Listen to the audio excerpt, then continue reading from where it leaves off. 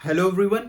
आज की इस वीडियो में हम लोग समझेंगे इंडियन एविडेंस एक्ट 1872 के अंदर सेक्शन 6 के बारे में, यानी भारतीय साक्ष्य अधिनियम 1872 के अंदर आज हम लोग धारा 6 को समझेंगे। ये सेक्शन 6 इंडियन एविडेंस एक्ट के अंदर उन सेक्शन में से है जिसमें से हमेशा क्वेश्चन फ्रेम होते हैं। अगर एक बार आपने इसका कॉन्सेप्ट समझ लिया अच्छे से और इसके कुछ केस लॉज हम बताएंगे तो आपके लिए उतना सफिशिएंट है। सबसे इंपॉर्टेंट चीज क्या है? कॉन्सेप्ट। कॉन्सेप्ट इसका बहुत इंपॉर्टेंट है। अब वीडियो को शुरू करने से पहले अगर अभी तक आपने मुझे इंस्टाग्राम, फेसबुक, ट्विटर के ऊपर फॉलो नहीं किया है तो जल्द से जल्द फॉलो कर लीजिए। इंस्टाग्राम पे मैं अक्सर लाइव आता हूं, लोगों के सवालों के जवाब देता हूं।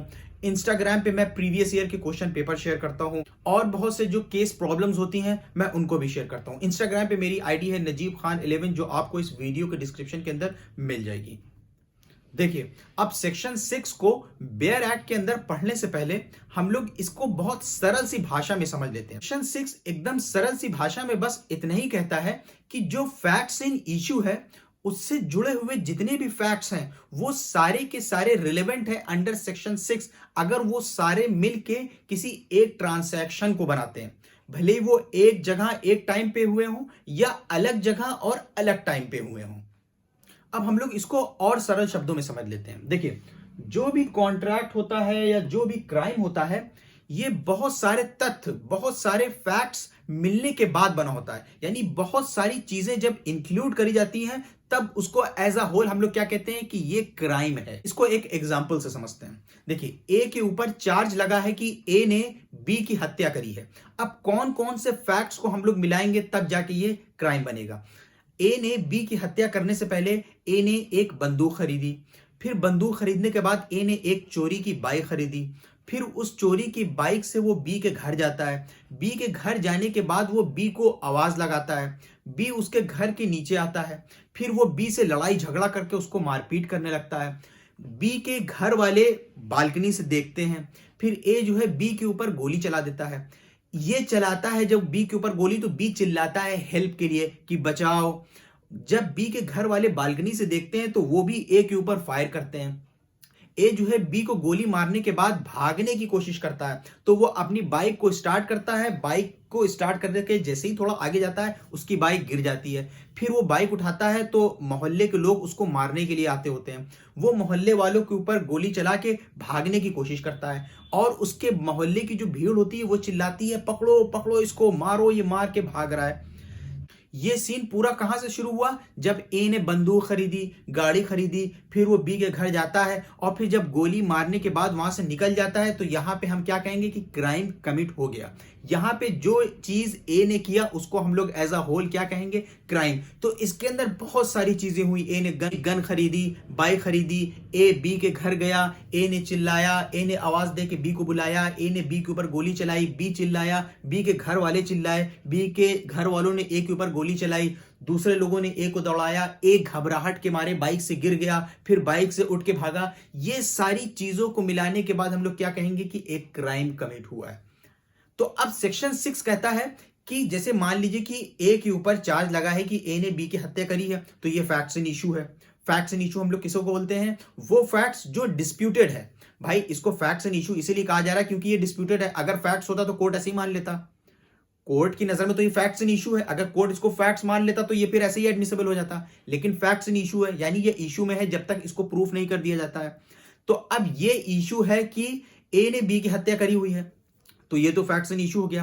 अब इससे जुड़े हुए जो फैक्ट्स हैं कि ए बी के घर गया, उसने आवाज दिया, बी नीचे आया और बी के ऊपर जब उसने गोली चलाई बी चिल्लाया, बी के घर वाले चिल्लाए, बी के घर वालों ने भी ए के ऊपर गोली चलाई, फिर ए जो है घबराहट के मारे भागा, उसके जो लोग आसपास वहां देख रहे तो उन लोगों ने चिल्लाया, एक ए को दौड़ाने की कोशिश करी। ये सारे इससे जुड़े हुए फैक्ट्स हैं। तो सेक्शन 6 कहता है कि ये फैक्ट की बात तो हम लोग कर रहे हैं, ये तो एडमिसिबल है ही है कि ए ने बी के ऊपर गोली चलाई, उसको मारा गोली चला के, कौन सी बंदूक इस्तेमाल हुई थी, कैसे मारा था, क्या हुआ था, क्या दोनों के बीच में विवाद है, ये तो एडमिसिबल है ही है। इससे जुड़े हुए वो फैक्ट्स कि ए ने बी के ऊपर गोली चलाई और बी ने चिल्लाया और ए के घर वालों ने भी गोली चलाई, ए वहां से उठ के भागा, ए गिरा, वहां पे लोग आए दौड़ के, उन लोगों ने चिल्लाया कि ए को पकड़ो पकड़ो। ये सारे फैक्ट जो मेन फैक्ट्स इन इशू से कनेक्टेड हैं वो भी एडमिसिबल होंगे सेक्शन 6 के अंदर। क्यों एडमिसिबल होंगे सेक्शन 6 के अंदर? क्योंकि ये एक ट्रांसैक्शन को बना रहे हैं, यानी इन सारी चीजों को मिलाने से एक क्राइम बनता है। यानी वो फैक्ट्स जिनको ऐड करके हम एक ट्रांसैक्शन को कंप्लीट करते हैं, यानी वो फैक्ट्स जो फैक्ट्स इन इशू से कनेक्टेड हैं, उन्हीं फैक्ट्स को इंग्लिश और अमेरिकन राइटर्स द्वारा कहा गया है रेस गेस्टाई। अब हम लोग कुछ और इलस्ट्रेशन देख लेते हैं सेक्शन 6 से जुड़ा हुआ। जैसे एक केस में क्या हुआ था, एक व्यक्ति है, उसने अपनी बीवी को आग में जला दिया। जब उसने अपनी बीवी को आग में जलाया तो ए की बहन ने ये देख के बोला, ये तुमने क्या कर दिया, कस के चिल्लाया, तुमने अपनी बीवी को आग में जला दिया। जब उसने ये बात बोला तो और लोग भी सुन के वहां पे आने लगे और ए की बीवी जल रही थी आग में। ए वहां पे खड़ा होकर कह रहा था कि मैंने रोज रोज की लड़ाई, रोज रोज के झगड़े सब खत्म कर दिए, मैं बिल्कुल बच गया, अब मैं जाके फ्री हुआ हूं। इस तरह की बात ए ने वहां पे बोली। तो इस केस में कौन कौन से फैक्ट्स रेस गेस्टाई हो गए? ए ने अपनी बीवी को जलाया, इसको देख के ए की बहन ने चिल्लाया कि ये तुमने क्या कर दिया, अपनी बीवी को जला दिया। इस बात को सुन के दूसरे लोग दौड़ते हुए आए वहां पे। ए वहां पे खड़ा होकर कह रहा था कि मैंने रोज के लड़ाई झगड़े सब खत्म कर दिए, मैंने इससे छुटकारा पा लिया। ये जो ए की बात थी, ए की बहन की बात थी, और वहां पे जो लोग दौड़ के आए उन लोगों ने देखा, ये सारा क्या हो गया, रेस केस्टाई बन गया। यानी ये forming part of same transaction हो गया। यानी ये सारे फैक्ट्स को जोड़ के ये पूरा एक क्राइम का सीन कंप्लीट हुआ। अब हम लोग एक इलस्ट्रेशन और लेते हैं, रतन वर्सेस द क्वीन का। ये इंपॉर्टेंट केस है सेक्शन 6 से जुड़ा हुआ। इसमें क्या हुआ था कि एक व्यक्ति था, उसके ऊपर चार्ज लगा कि उसने अपनी बीवी की हत्या करी है। अब उसकी बीवी की हत्या होने से पहले उसकी बीवी ने बहुत ही डिस्ट्रेस में एक कॉल किया ऑपरेटर को, और ऑपरेटर को कॉल करके ये कहा कि मुझे जल्दी से पुलिस से कनेक्ट करो। जितनी देर में ऑपरेटर उसकी कॉल पुलिस को कनेक्ट कर पाती, उस औरत ने अपना एड्रेस दिया और कॉल वहां से डिस्कनेक्ट हो गई। जब पुलिस जो है उस औरत के घर में पहुंची तो पता चला कि वो औरत मर चुकी है। उसके हस्बैंड ने अपने डिफेंस में ये बोला कि जो बंदूक थी वो एक्सीडेंटली चल गई। तो यहां पे उस औरत का कॉल करना और कॉल करके ये कहना कि मुझे पुलिस से कनेक्ट कर दो, और जिस तरीके से वो बात कर रही थी, उसका लहजा, ये सारी चीजों को माना गया कि ये पार्ट ऑफ सेम ट्रांसैक्शन है। मतलब उसको रिलेवेंट माना गया कि ये एक ट्रांसैक्शन का पार्ट है। अब हम लोग एक इलस्ट्रेशन और समझ लेते हैं। इसी इलस्ट्रेशन से मिलता जुलता इलस्ट्रेशन सेक्शन 6 के अंदर ऑलरेडी दिया गया है। जैसे सपोज दैट ए जो है बी को एक रोड के ऊपर पीट पीट के जान से मार देता है। तो ए जहां पे बी को मारता है, जिस जगह पे रोड पे, अब वहां पे ए ने और बी ने क्या कहा और क्या किया, और जितने लोग वहां पे देखने वाले थे उन लोगों ने क्या कहा और क्या किया, किस वक्त, जिस वक्त ये ऑफेंस हो रहा था, यानी ए बी को मार रहा था उस टाइम पे, या उससे कुछ देर पहले, या उसके कुछ देर बाद। यहां पे जितनी भी चीजें होंगी, ए ने जो बोला, बी ने जो बोला, ए ने जो किया, बी ने जो किया, और जितने लोग जो देख रहे थे वहां पे उन लोगों ने कहा या किया, ये सारा क्या होगा, ये रिलेवेंट होगा अंडर सेक्शन 6। क्यों? क्योंकि ये सारी चीज कॉन्स्टिट्यूट, ये सारे फैक्ट्स जो है ये एक ट्रांसैक्शन का पार्ट है। ये खुद में एक ट्रांसैक्शन का पार्ट है जो रिलेवेंट है अंडर सेक्शन 6।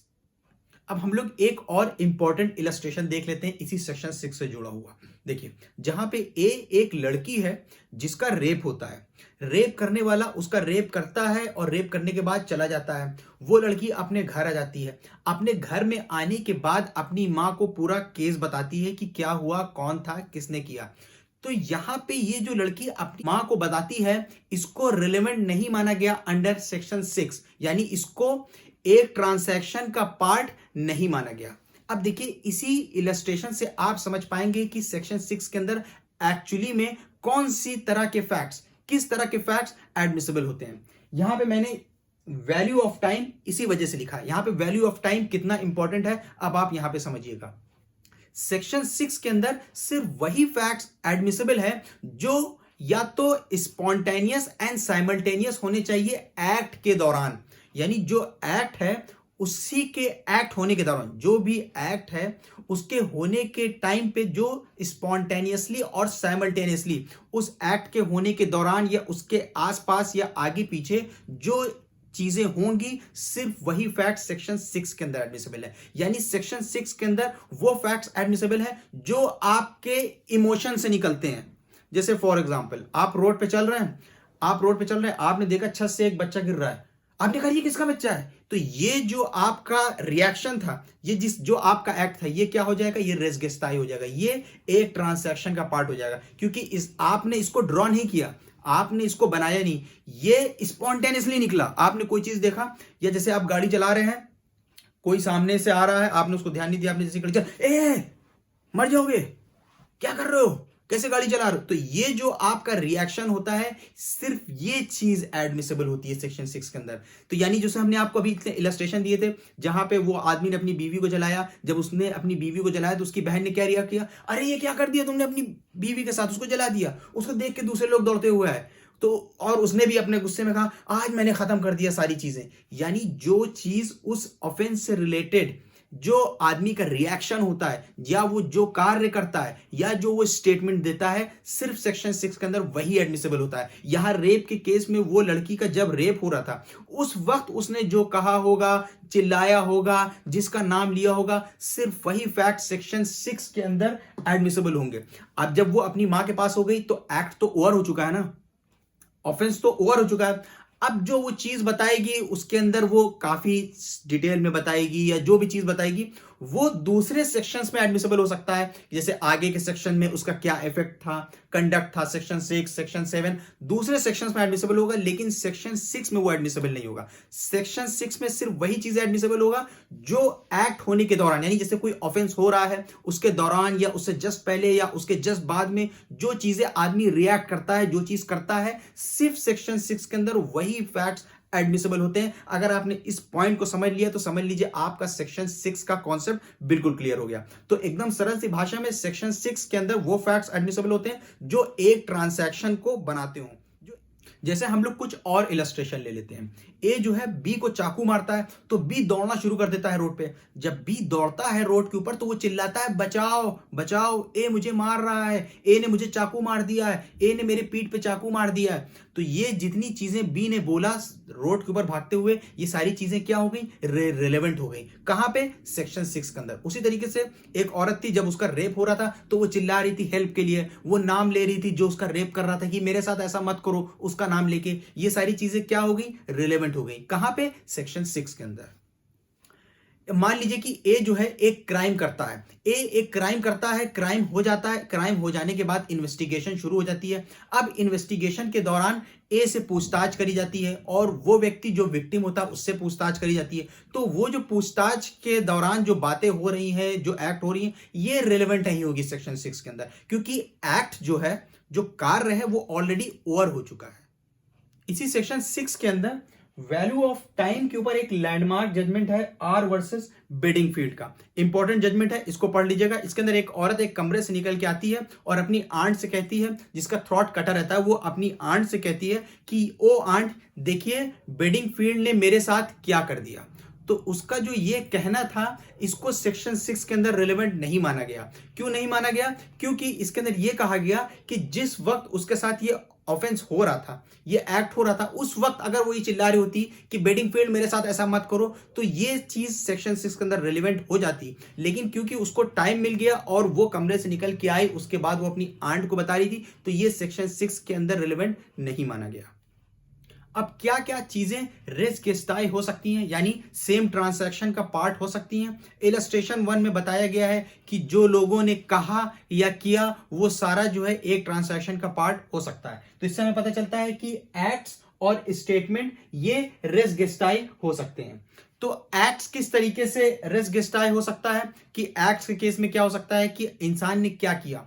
आमतौर पे जो सर्कमस्टेंशियल एविडेंस होता है, किसी भी जैसे क्राइम का सर्कमस्टेंशियल एविडेंस होता है, वो सर्कमस्टेंशियल एविडेंस जो होता है वो रेस गेस्टाई बन जाता है, क्योंकि वही फैक्ट जो है एक ट्रांसैक्शन को कंप्लीट करते हैं।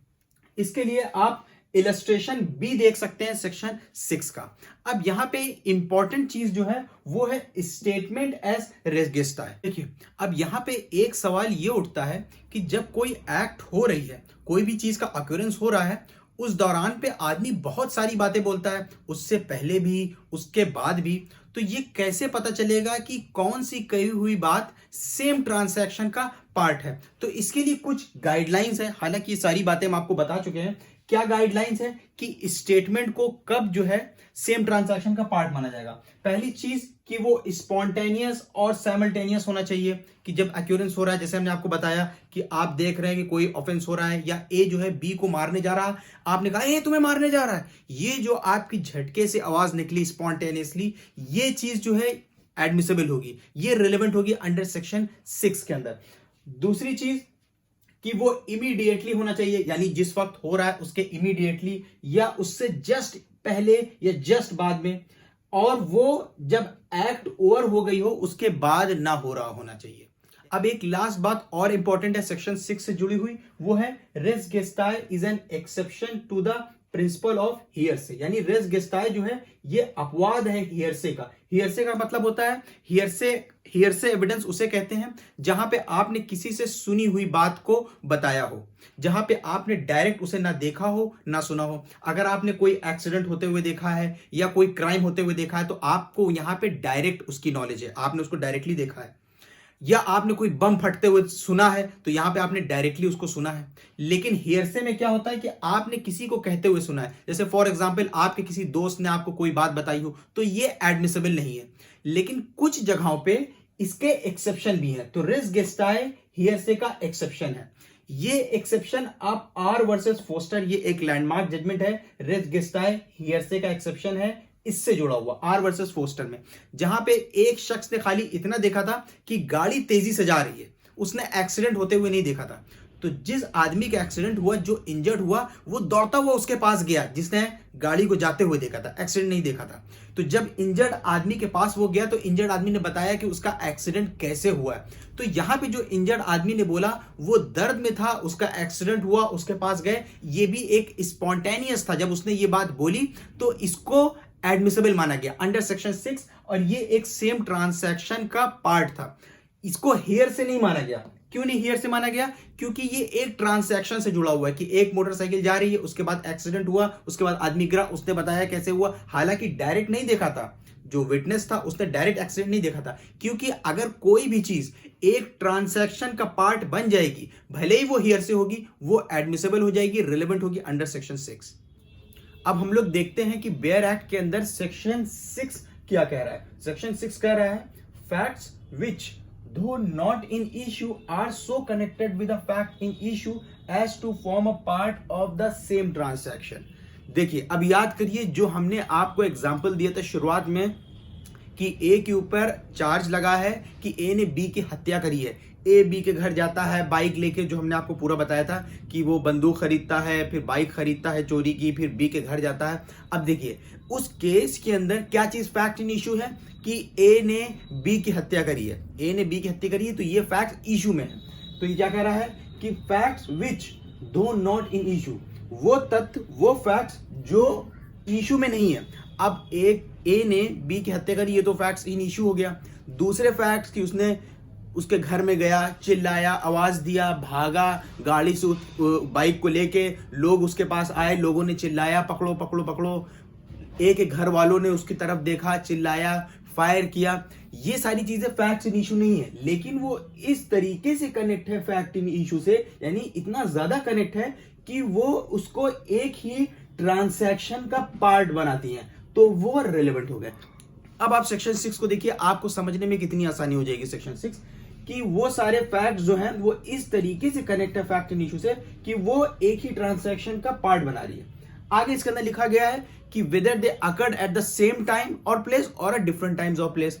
तो अगर एक ट्रांजैक्शन का पार्ट हो रही है कोई भी फैक्ट, तो वो भले ही सेम टाइम पे हो रहा है या अलग अलग टाइम पे हो रहा हो। इसके लिए आप इलस्ट्रेशन भी देख सकते हैं। तो आज की वीडियो में बस इतना ही। अब अगर आपको ये वीडियो पसंद आई है तो इसको लाइक जरूर कीजिएगा, और अगर आप घर में बैठ के जुडिशियल सर्विसेज की प्रिपरेशन कर रहे हैं, या आप घर में बैठ के लॉ पढ़ रहे हैं, या आप मेरी वीडियोस देखते हैं और आपकी बहुत सारी क्वेरीज है, या आप एपीओ की तैयारी कर रहे हैं, या आप किसी भी एग्जामिनेशन की तैयारी कर रहे हैं जहां पे लॉ का सब्जेक्ट है आपके सिलेबस में, तो आप घर बैठे मुझे कभी भी कॉल कर सकते हैं कॉल मी फोर ऐप के थ्रू। कॉल मी फोर ऐप पे मेरी आईडी है najibkhan@cm4, जो आपको इस वीडियो के डिस्क्रिप्शन के अंदर मिल जाएगी। पीस।